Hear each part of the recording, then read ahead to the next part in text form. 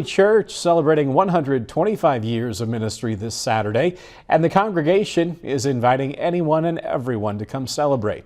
WGEM's Robbie Tucker hit the road earlier today to get more on the church's history. So Robbie, what'd you find out? Daniel, First Baptist Church of Ewing is clearly visible off of Highway 6, but you'll have to look closer to see the history that brought it there. The church began as a Sunday school back in 1896 before holding its first official service in May of 1900. Several relocations and expansions later, the church has grown in size and reach. Members come from all over Lewis County to serve and learn, and the church's pastor says he's grateful for all the hard work that has helped the congregation's growth.